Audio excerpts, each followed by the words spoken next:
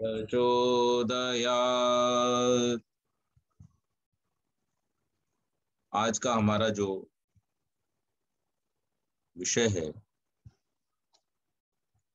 वो है यजुर्वेद। यजुर्वेद की शिक्षाएं, टीचिंग्स फ्रॉम यजुर्वेद। और जैसा कि मैंने आरंभ में बतलाया था कि यजुर्वेद जो है वो कर्म कांड का विषय है, यानी क्रिया प्रधान। मनुष्य का संपूर्ण ज्ञान किसी काम का नहीं रहेगा अगर वो क्रिया रूप में परिवर्तित न हो। तो इसलिए यजुर्वेद हमारे व्यवहारिक जीवन से बड़ी घनिष्ठता का संबंध रखता है। और जो लोग सांसारिक व्यवहारों में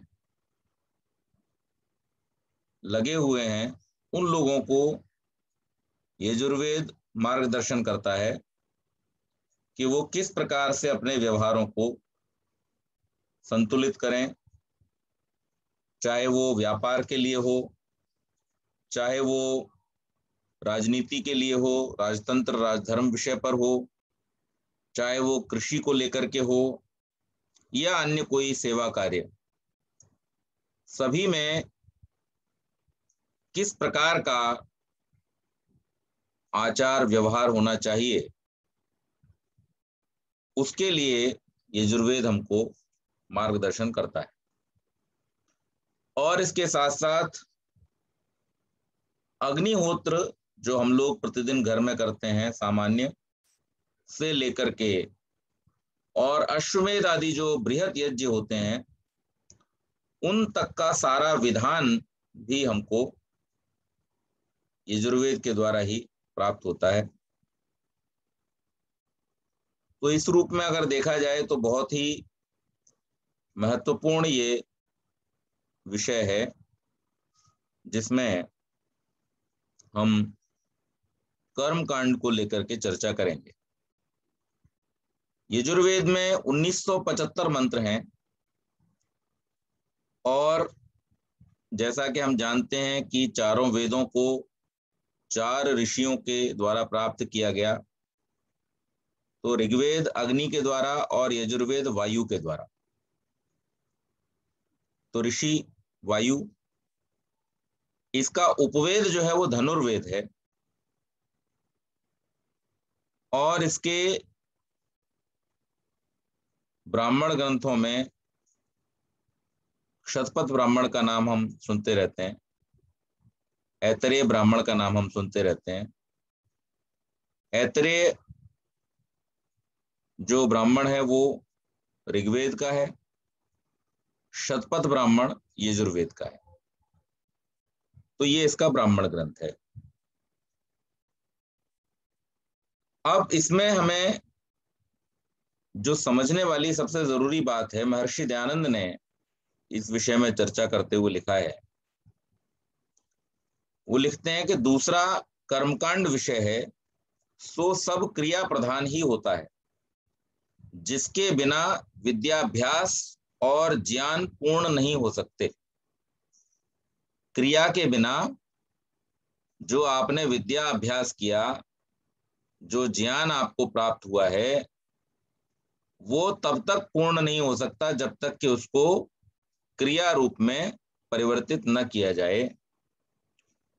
और क्योंकि मन का योग बाहरी क्रिया और भीतर के व्यवहार में सदैव रहता है।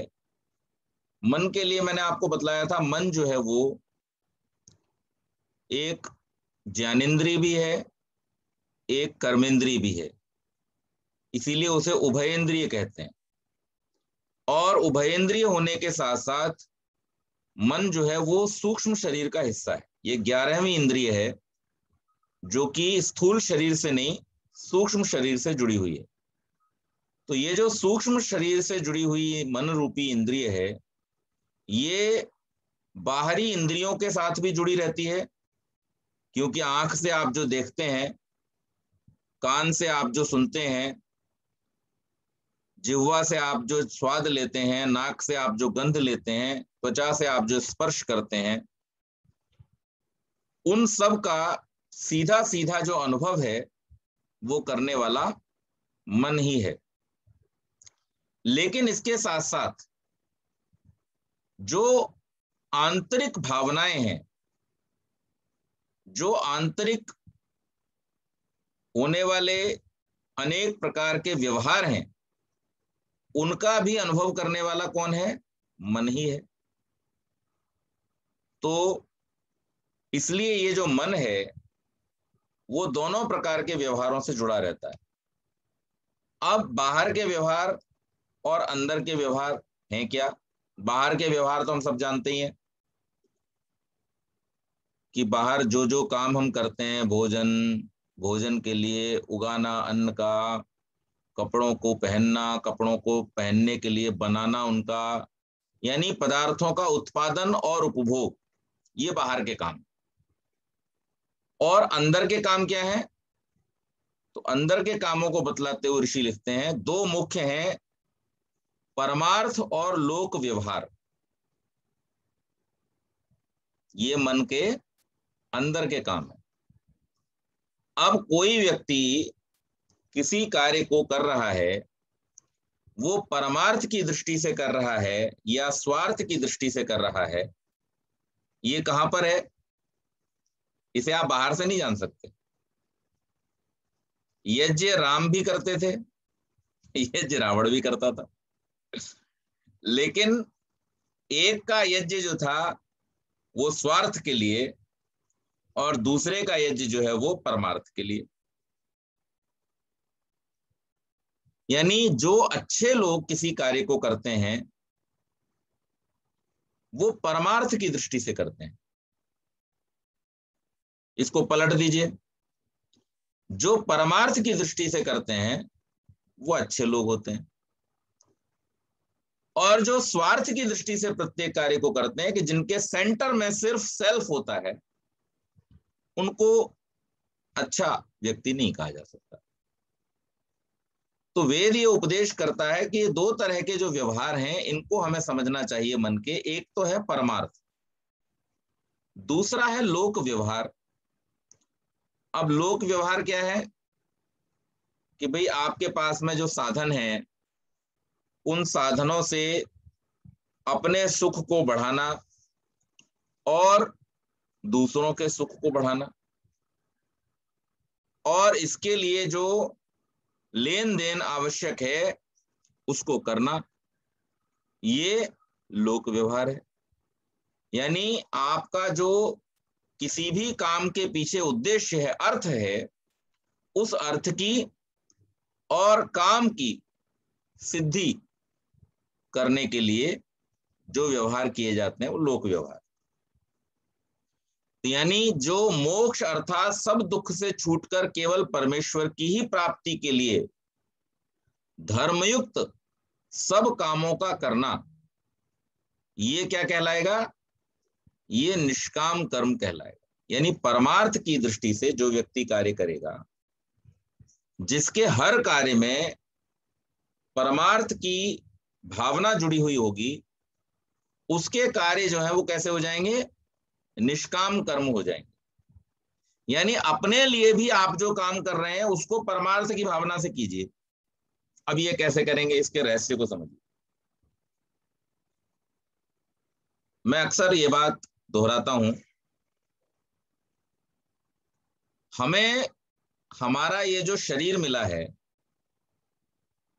ये हमारी चॉइस से, हमारे एफर्ट से, कोई कंपटीशन पास करके मिला है, या परमेश्वर की व्यवस्था से, परमेश्वर के न्याय से हमको मिला है? तो उत्तर सब जानते हैं, ये शरीर हमको परमेश्वर की व्यवस्था, परमेश्वर के न्याय के द्वारा मिला है। जब परमेश्वर की व्यवस्था और परमेश्वर के न्याय के द्वारा मिला है, तो ये किसका हुआ? परमेश्वर का, हमारा तो नहीं हुआ। हमारे लिए किस रूप में है? साधन के रूप में है। हम जो वास्तव में आत्मा है, परमेश्वर ने हमें हमारे कार्यों की सिद्धि के लिए, जीवन की उन्नति के लिए और मोक्ष की प्राप्ति के लिए मनुष्य का शरीर दिया है। अगर हमारी गति ठीक नहीं होती है, हम अगर सही कार्य नहीं करते हैं, सही दिशा में नहीं चलते हैं, तो वही परमेश्वर अपनी न्याय व्यवस्था से हमको अन्य शरीरों में डाल देता है, घोड़ा गधा बंदर बना देता है। जो और बुरा काम करते हैं उनको कीड़ा मकोड़ा बना देता है, जो और बुरा काम करते हैं उनको पेड़ बना के खड़ा कर देता है, पेड़ पौधा बना देता है। तो ये परमेश्वर की न्याय व्यवस्था है, इस पर हमारा कोई कंट्रोल है नहीं। तो जिस व्यवस्था में हमारा कोई कंट्रोल नहीं है, वो व्यवस्था दूसरे की है। तो जो व्यक्ति इस संसार में आकर के अर्थ की प्राप्ति केवल मात्र इस शरीर की रक्षा के लिए, क्योंकि ये परमेश्वर ने हमारे कामों की सिद्धि के लिए दिया है, इस रूप में करता है, साधन के रूप में इसको संभाल करके सुरक्षित रखता है ताकि अपने कार्यों को सिद्ध कर सके, वो व्यक्ति भोजन करता हुआ भी परमार्थ कर रहा होता है। मैंने कल आपको सांकेतिक रूप में बतलाया था, आप उस व्याख्यान को सुनेंगे तो आपको डिटेल में पता चलेगा कि ब्रह्म विद्या अर्थात ब्रह्म को प्राप्त करने की जो विद्या है, उस विद्या में हम अन्न से आरंभ करके आनंद तक कैसे पहुंचते हैं, ये हमें स्टेप बाय स्टेप सीखना पड़ता है। तो आरंभ होता है अन्न से। अन्न ब्रह्म है, अन्न को ब्रह्म कहा गया है, क्योंकि जैसे ब्रह्म से सब उत्पन्न हुए हैं, इसी प्रकार से अन्न से सब उत्पन्न हुआ है।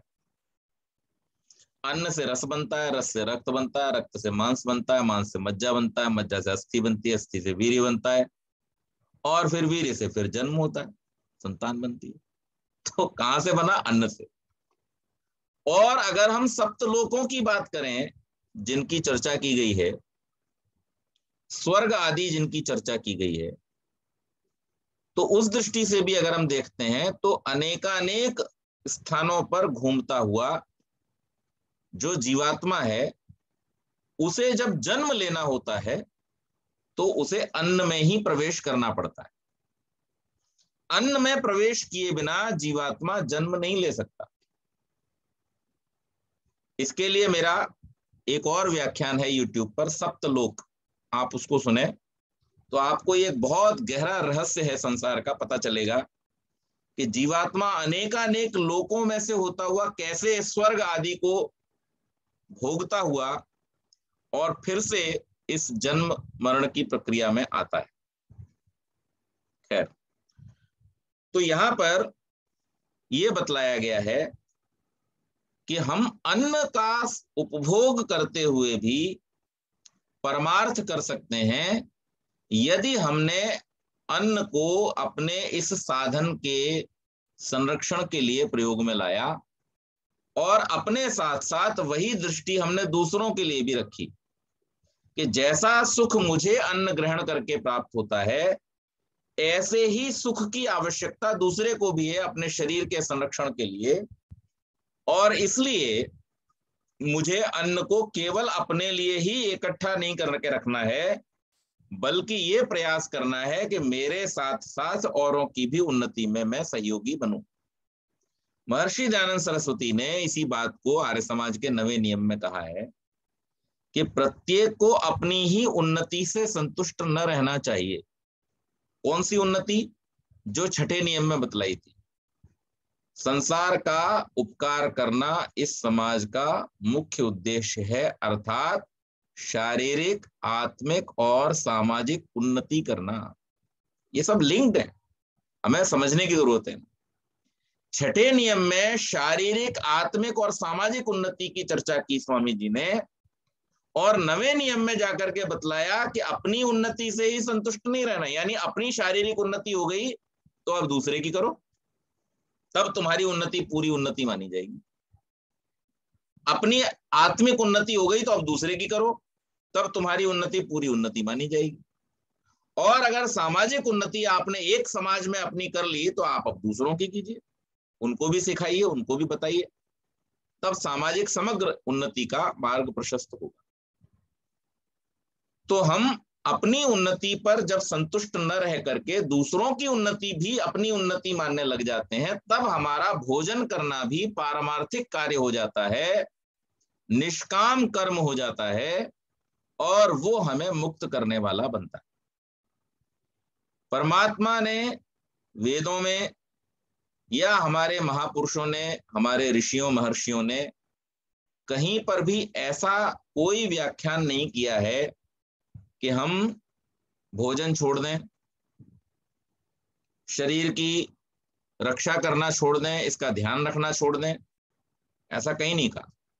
बल्कि अनेक स्थानों पर अच्छे अच्छे पदार्थों को ग्रहण करके इस शरीर की दीर्घ काल तक रक्षा करते हुए अपने धर्म, अर्थ, काम और मोक्ष की सिद्धि करनी चाहिए, ये अनेक स्थानों पर अवश्य आपको मिल जाए। तो इसलिए अपनी उन्नति और दूसरों की उन्नति जब हम एक दूसरे के साथ मिला देते हैं, तब हमारा भोजन ग्रहण करना भी निष्काम कर्म की श्रेणी में आ जाता है। तो यजुर्वेद हमको यह समझा रहा है कि कर्म कैसे करना है। तो कर्म को ऐसे करना है कि वो परमार्थ बन जाए, और परमार्थ तब बनेगा जब आप स्वार्थ को अपने हृदय से निकाल देंगे। तो आप जीवन के प्रत्येक कार्य को पारमार्थिक दृष्टि से करें और व्यवहार की दृष्टि से करें, तो आपको उसका पूरा पूरा लाभ, पूरा पूरा सुख, पूरा पूरा आनंद मिलेगा। इसके बाद इसमें ब्रह्म विद्या का वर्णन है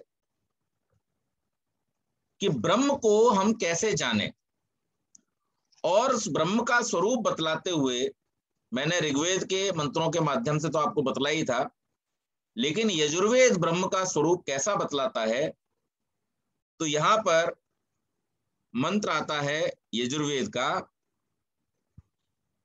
परित्य भूतानि परित्य लोकान परित्य सर्वाः प्रदिशो दिशश्च उपस्थाय प्रथम जामृतस्य मात्मना भवि संविशेष। जो परमेश्वर आकाश आदि सब भूतों में तथा परित्य लोकान सूर्य आदि लोकों में व्यापक हो रहा है, इसी प्रकार जो पूर्वादि सब दिशा और आग्नेय आदि उपदिशाओं में भी निरंतर भरपूर हो रहा है, अर्थात जिसकी व्यापकता से एक अणु भी खाली नहीं है, जो अपने भी सामर्थ्य का आत्मा है, और जो कल्प आदि में सृष्टि की उत्पत्ति करने वाला है, उस आनंद स्वरूप परमेश्वर को जो जीवात्मा अपने सामर्थ्य अर्थात मन से यथावत जानता है, वही उसको प्राप्त होके सदा मोक्ष सुख को भोगता है। ये ऋषि दयानंद का भाष्य है। कौन सा परमात्मा? तो परमात्मा का स्वरूप जो जानता है वही ब्रह्म विद्या को जान पाता है।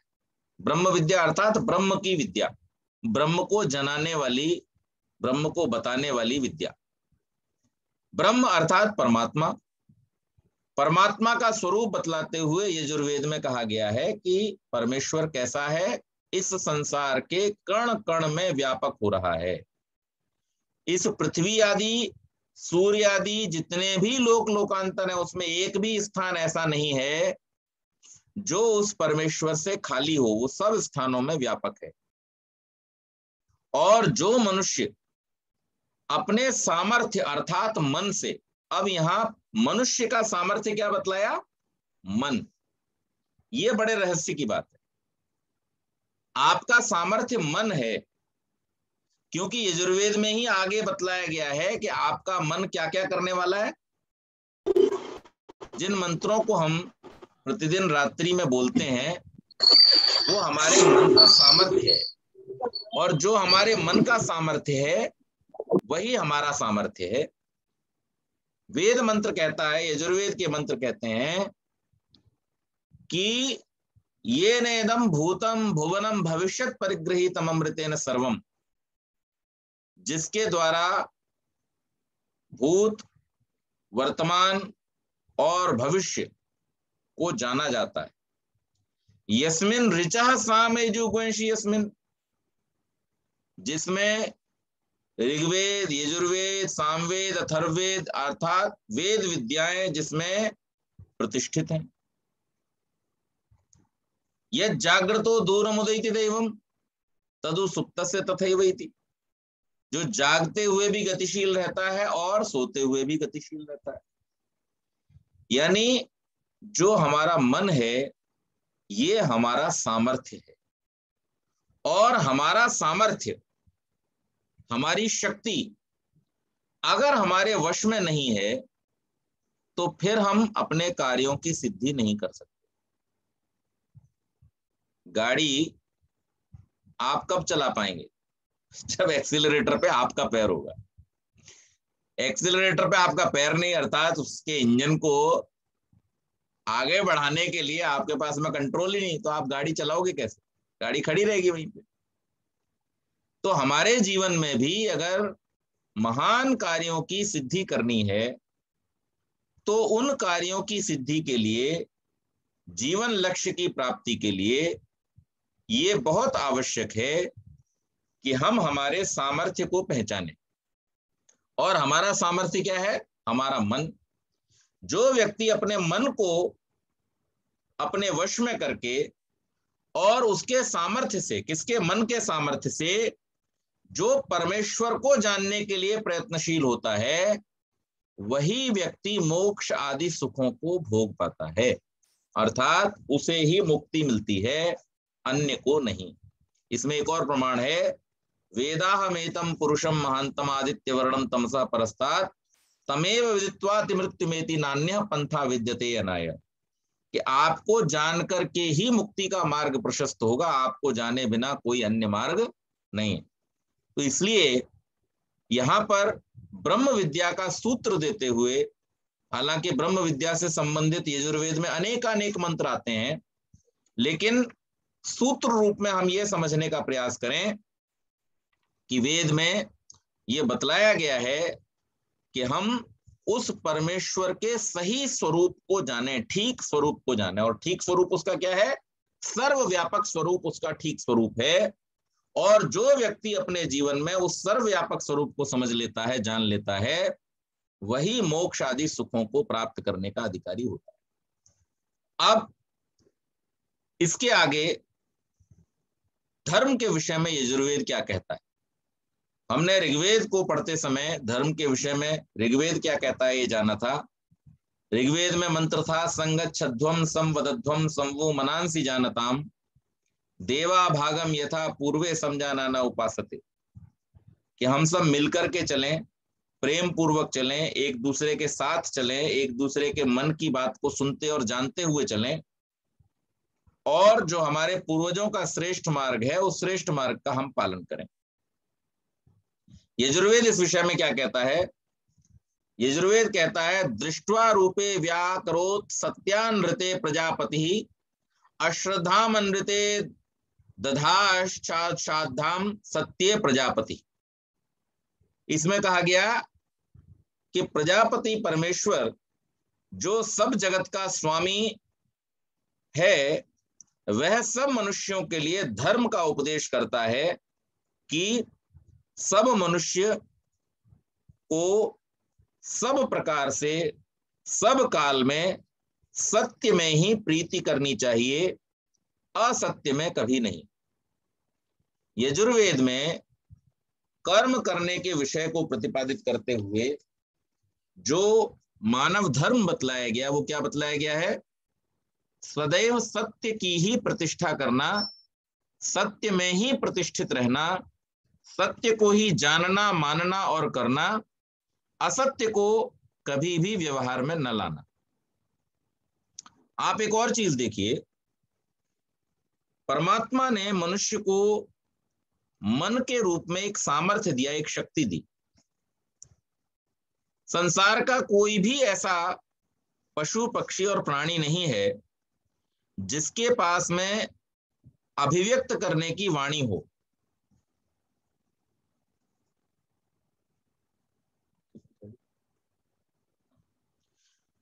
अभिव्यक्ति के लिए उसके पास में वाणी हो, ऐसा अन्य कोई प्राणी नहीं है। मनुष्य के पास में परमात्मा ने मन दिया, मनुष्य के पास में परमात्मा ने वाणी दी, लेकिन उस वाणी का मनुष्य क्या करता है? दुरुपयोग करता है, सदुपयोग नहीं करता। सदुपयोग क्या है? सत्य बोलना, जो यथार्थ है, जैसा है उसको वैसा बोलना। लेकिन मनुष्य उसका दुरुपयोग करता है मन की शक्ति का, क्योंकि मन में संकल्प और विकल्प की शक्ति परमात्मा ने दी। अब संकल्प विकल्प की शक्ति थी विचार करने के लिए, लेकिन उस संकल्प विकल्प की शक्ति का दुरुपयोग हमने क्या कर लिया? असत्य बोलने में, झूठ बोलने में हमने उसका दुरुपयोग। तो यहां यजुर्वेद हमको समझा रहा है कि हमें अगर अपने जीवन में उन्नति करनी है, हमें अपने जीवन में अगर सच्चे अर्थों में धार्मिक बनना है और सच्चे अर्थों में अगर हमें सुख को प्राप्त करना है, तो हमें अपने जीवन में सत्य की प्रतिष्ठा करनी होगी और असत्य को अपने जीवन से निकालना होगा। आगे कहा, धृते दृहम मां मित्रस्य मां चक्षुषा सर्वाणि भूतानि समीक्षन्ताम मित्रस्याहम चक्षुषा सर्वाणि भूतानि समीक्षे मित्रस्य चक्षुषा समीक्षामहे। इस मंत्र में कहा कि मनुष्य लोग आपस में सब प्रकार से प्रेम भाव से सब दिन बरतें और सब मनुष्यों को उचित है कि जो वेदों में ईश्वरोक्त धर्म है उसी को ग्रहण करके वेद रीति से ही ईश्वर की उपासना करें, कि जिससे मनुष्यों की धर्म में ही प्रवृत्ति हो। और वो जो वेदोक्त धर्म है वो क्या है? वो वेदोक्त धर्म बतलाया कि सत्य धर्म का आचरण ही मनुष्य को सब सुखों का देने वाला है। तो दूसरी बात क्या कही? कि सब आपस में प्रेम पूर्वक व्यवहार करें, द्वेष न करें, घृणा न करें। ये द्वेष और घृणा का जन्म भी कहां से होता है? असत्य से होता है, मिथ्या ज्ञान से होता है। जो व्यक्ति इस बात को अच्छी प्रकार से समझ लेता है कि परमेश्वर ही इस संसार का और हमारे इस शरीर आदि का स्वामी है, उसी की कृपा से हमें मिला है और उसी की व्यवस्था से एक दिन हमसे छूट जाने वाला है, ना हम इस शरीर को उत्पन्न कर सकते हैं, ना हम अपनी इच्छा से धारण कर सकते हैं, ना ही हम अपनी इच्छा से छोड़ सकते हैं। जब इस प्रकार की व्यवस्था परमेश्वर की है, तो फिर ऐसे में हमें इस बात का ध्यान रखना चाहिए, इस बात को समझने का प्रयास करना चाहिए कि हम फिर वैर, द्वेष, ईर्ष्या, घृणा आदि ऐसी गलत भावनाओं को अपने जीवन में क्यों लेकर के आए? किस बात के लिए? हमें किसी से द्वेष क्यों होता है? जब हमें किसी चीज से राग होता है और वो चीज उसके पास चली जा रही है, तो हमें उससे द्वेष होने लगता है। हमें अगर धन से राग है, हमसे ज्यादा कोई धनवान जैसे ही होगा वैसे ही हमको द्वेष उत्पन्न हो जाए। तो राग से द्वेष उत्पन्न होता है।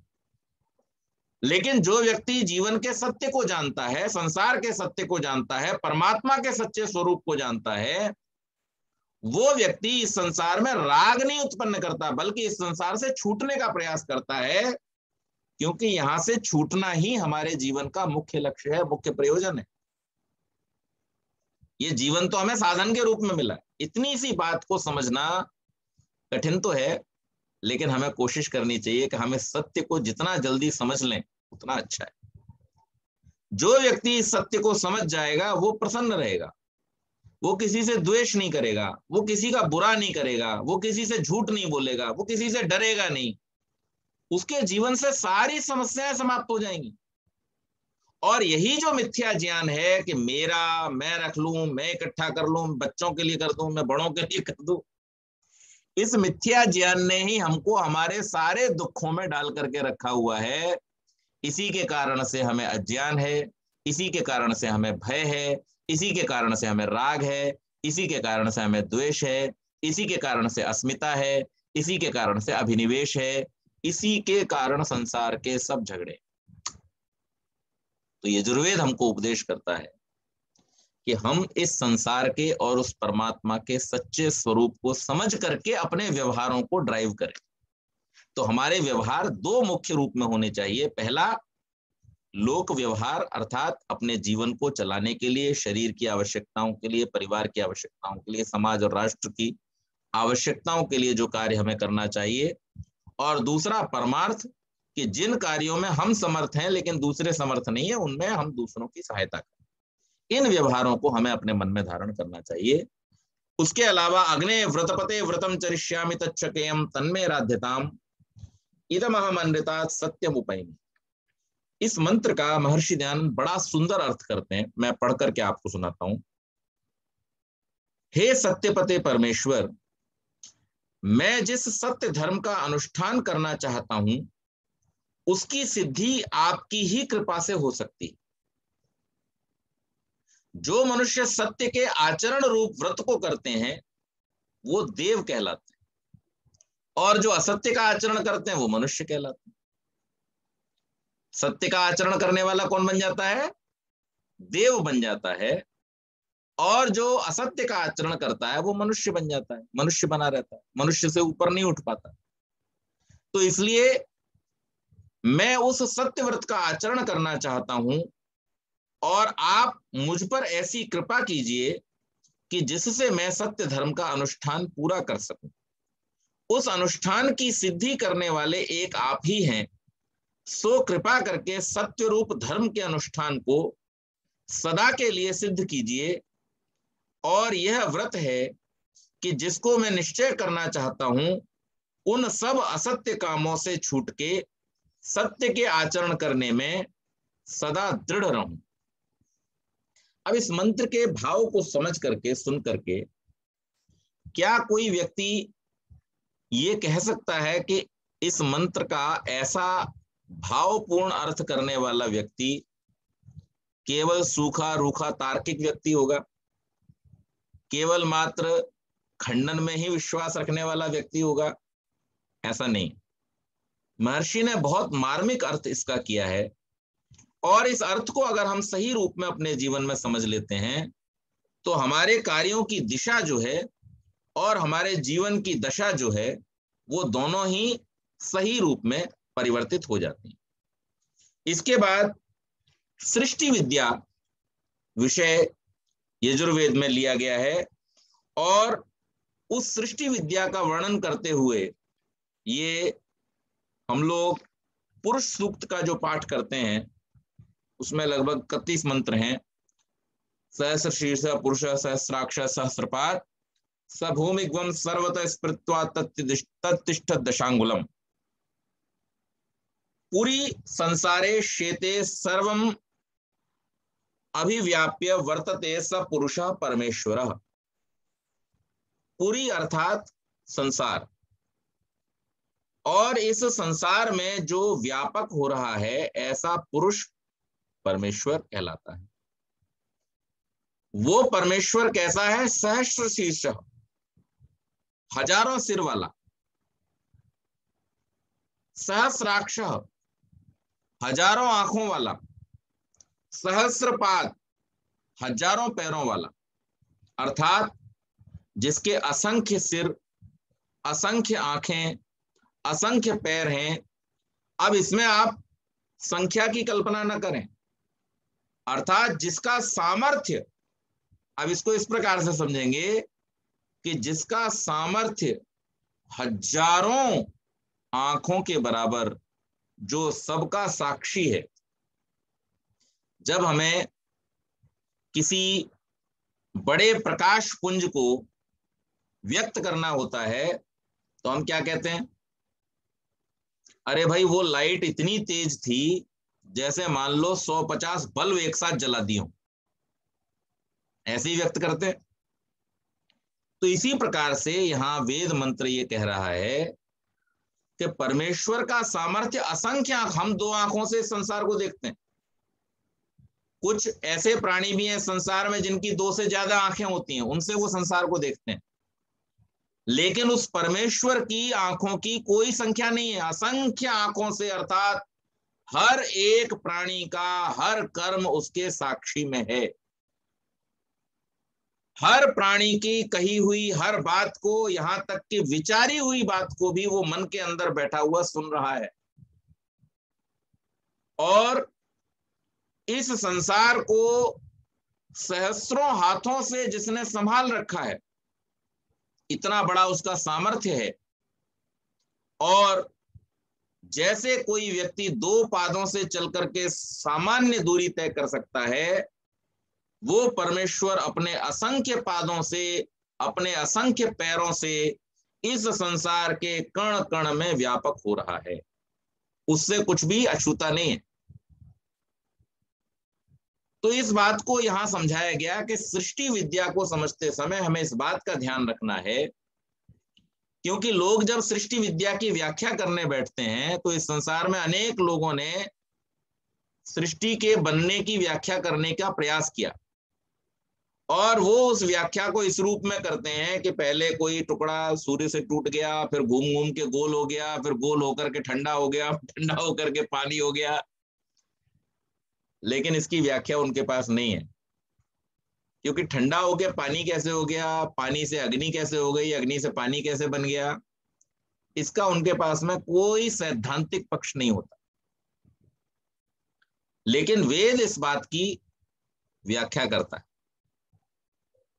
और वहां पर हमको सबसे पहले यह समझना होता है कि सृष्टि को बनाने वाला वो परमात्मा है, जिसके सामर्थ्य से ये सृष्टि बनी है, जिसके सामर्थ्य से ये सृष्टि चल रही है। बिना उसके सामर्थ्य के कुछ भी नहीं हो सकता।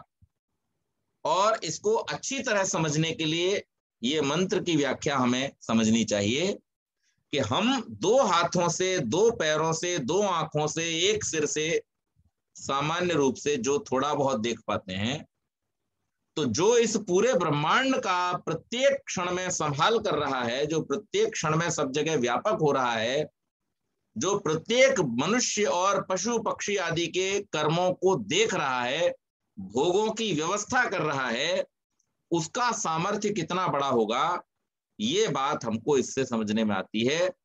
और जिसका इतना बड़ा सामर्थ्य है, वही इस संसार को अपनी व्यवस्था के अनुसार बनाता है। इसमें अपना लॉजिक जबरदस्ती लगाने की कोई जरूरत नहीं है, क्योंकि आज भी वो लॉजिक लगाने वाले, निरर्थक लॉजिक लगाने वाले लोग इस बात की ठीक व्याख्या नहीं कर सकते हैं कि गेहूं के एक दाने से अनेक दाने कैसे बनते हैं। हमारे शरीर में जो भोजन हम ग्रहण करते हैं, उसकी व्यवस्था इस शरीर के अंग अंग तक पहुंचने की कैसी है, किसके द्वारा होती है, कौन सी शक्ति उसको संचालित करती है। जब सामान्य रूप से हम इसकी व्याख्या नहीं कर सकते, तो निरर्थक रूप में अनेक प्रकार की अपनी अपनी थ्योरी देना ये तर्क संगत नहीं है। और इसीलिए किसी भी भारतीय ऋषि ने, जिनको लोकांतरों तक का ज्ञान था, उन्होंने भी कभी इस बात को छेड़ने का प्रयास नहीं किया, इस बात को किसी भी प्रकार से डिस्टर्ब करने की कोशिश नहीं की कि हम ये बात अपनी तरफ से कह दें कि परमात्मा ने नहीं, बल्कि सृष्टि तो अपने आप बन गई, पृथ्वी अपने आप बन गई, सूर्य अपने आप बन गया, और ये सब चीजें ऐसे ही चल रही। जीवों की उत्पत्ति भी ऐसे ही हो गई। शरीर अपने आप अपने हिसाब से एडॉप्शन के साथ में चलते चले गए, जैसा जैसा जैसा वातावरण बनता चला गया वैसे वैसे शरीर। ये इलॉजिकल है, इसका कोई तथ्य नहीं। तो यहां पर पुरुष सूक्त में यजुर्वेद बहुत ही सुंदर व्याख्या करता है कि किस प्रकार से परमेश्वर ने इस सृष्टि की रचना की और किस क्रम से इसकी रचना हुई। इसके बाद में एक और विषय आता है कि जो इस संसार में अनेक पदार्थ हैं, सूर्य चंद्र आदि, पृथ्वी और अनेक ग्रह जो हमारे इस सौर मंडल में ही देखने में आते हैं, उनकी व्यवस्था क्या है। मंत्र आता है, सूर्य एकाकी चरति चंद्रमा जायते पुनः अग्निर्हिमस्य भेषजम भूमिरावपनम महत। अब इस मंत्र में देखिए कितनी सुंदर बात बतलाई गई है। पहले प्रश्न किया गया, कह स्विदेकाकी चरति कौ स्विज्जायते पुनः किम स्विद सिद्धमस्य भेषजम किम वावपनम महत। कि कौन अकेला चलता है, कौन बार बार जन्म लेता है, कौन सर्दी अर्थात शीत का शत्रु है, औषधि है, और कहां पर हम बीज बो सकते हैं। तो यहां पर बतलाया कि सूर्य एकाकी चरति, सूर्य जो है वो अकेला चलता है। हमारे सौर मंडल में सूर्य एक और अकेला चलता है।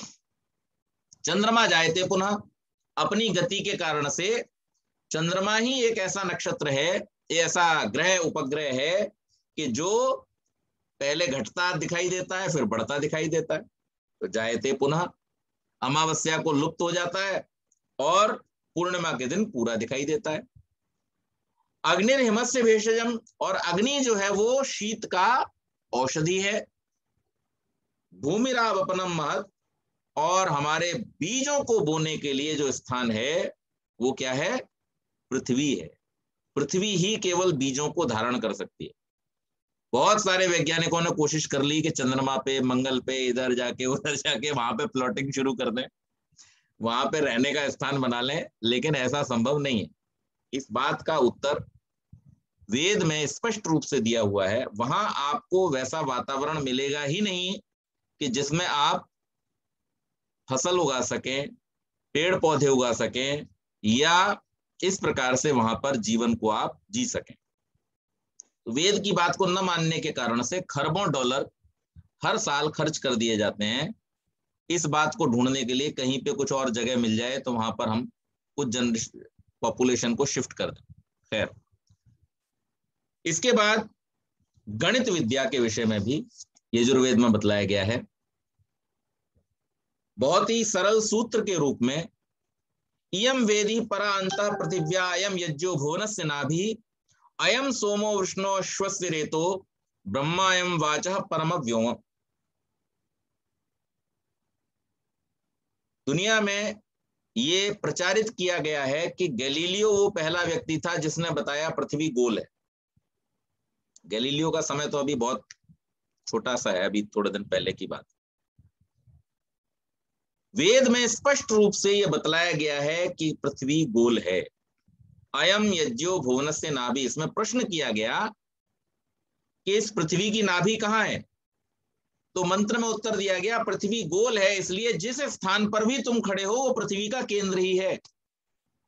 ये केवल गोल वस्तु में होता है कि आप किसी भी स्थान पर खड़े हो जाएं, वो स्थान ही वो उसका सेंटर हो जाएगा। चौकोर वस्तु में आप एक कोने पे खड़े होंगे तो वो सेंटर नहीं कहलाएगा, त्रिकोण में आप एक कोने पे खड़े होंगे सेंटर नहीं कहलाएगा, और किसी भी आकृति में आप कहीं पर भी खड़े हो जाएं वो सेंटर नहीं कहलाएगा। लेकिन जो गोल है, और गोल भी कैसा? गेंद जैसा, उस गोल वस्तु पर आप किसी भी स्थान पर खड़े हो जाइए, वही उसका सेंटर है। ये बात वेद में बतलाई गई है।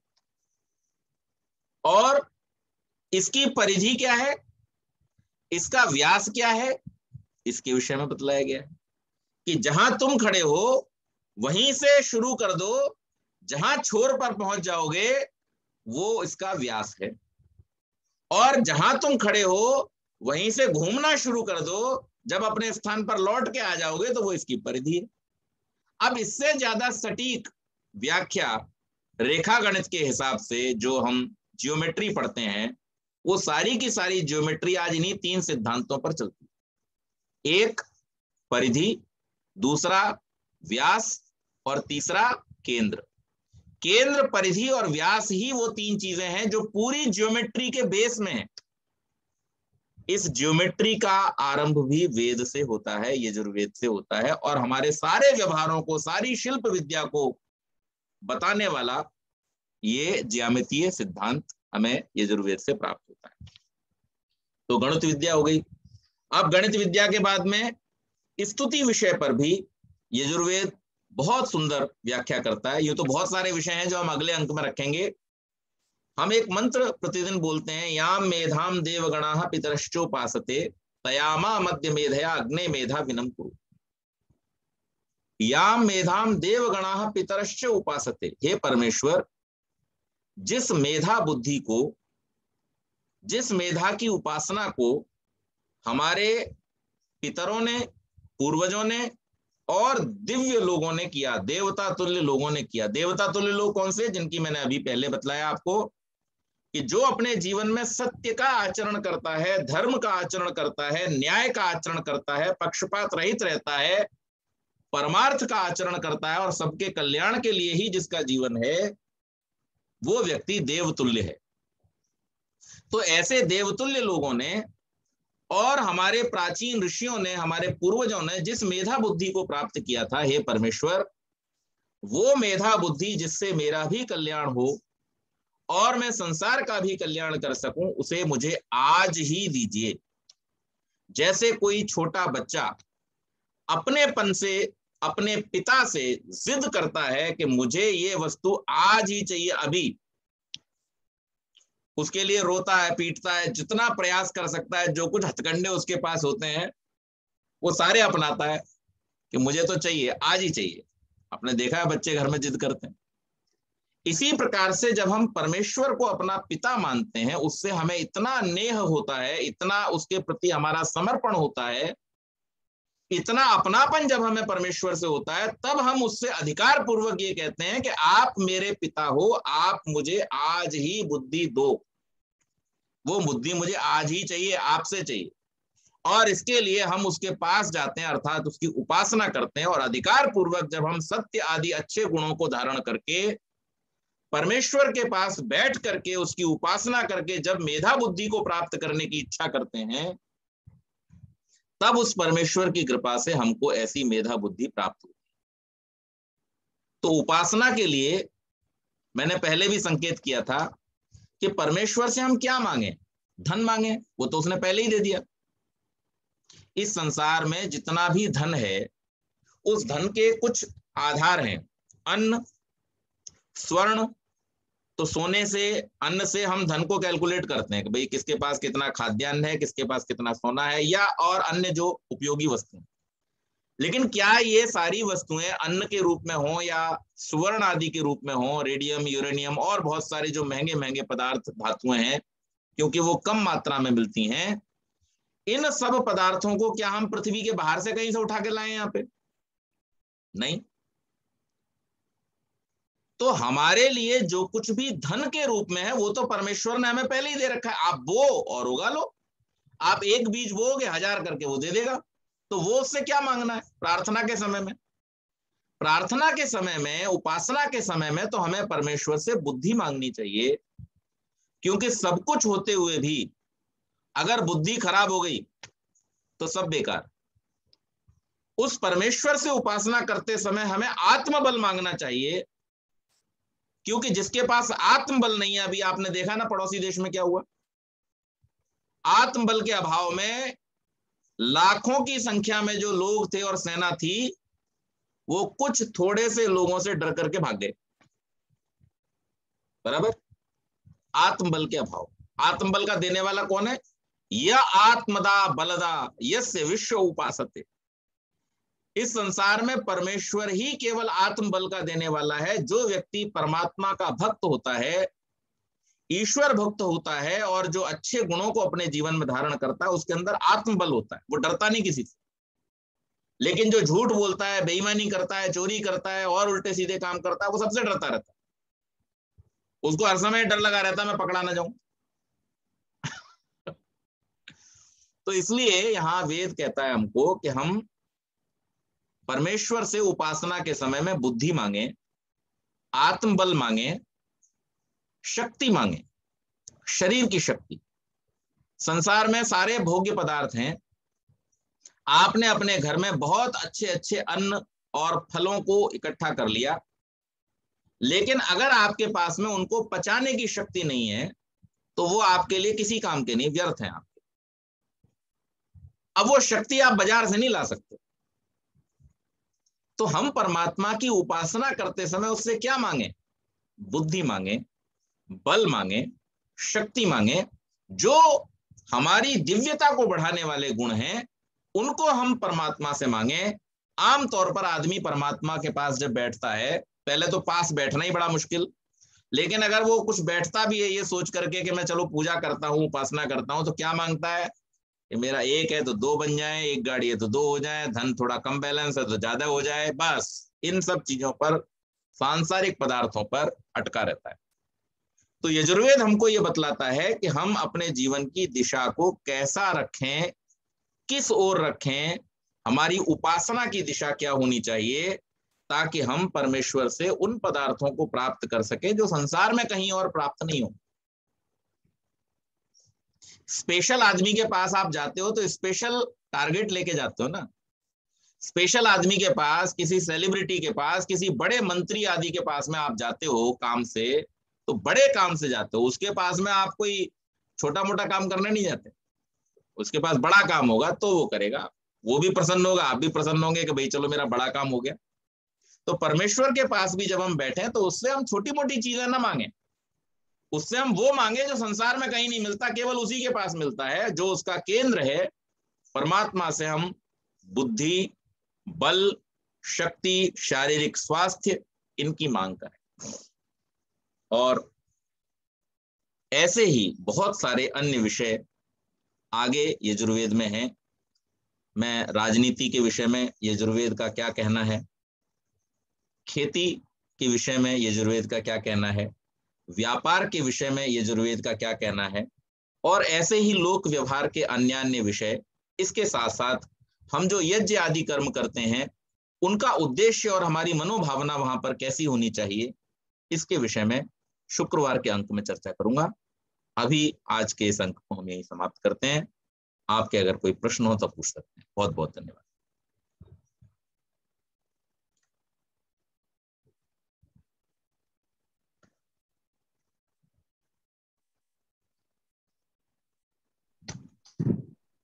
पंडित जी बहुत बहुत धन्यवाद, बहुत ही अच्छा ज्ञान मिला।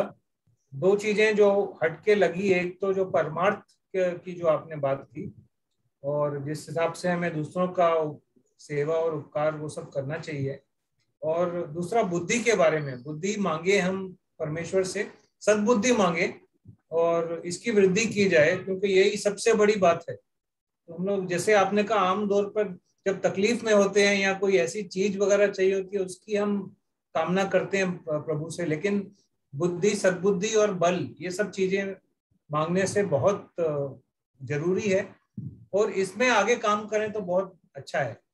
तो बट इंसान, जैसे आप कई बार बताते हैं कि इंसान यही भटक जाता है और सारी और चीजों में ध्यान लगाता है, इसमें ही रह जाता है।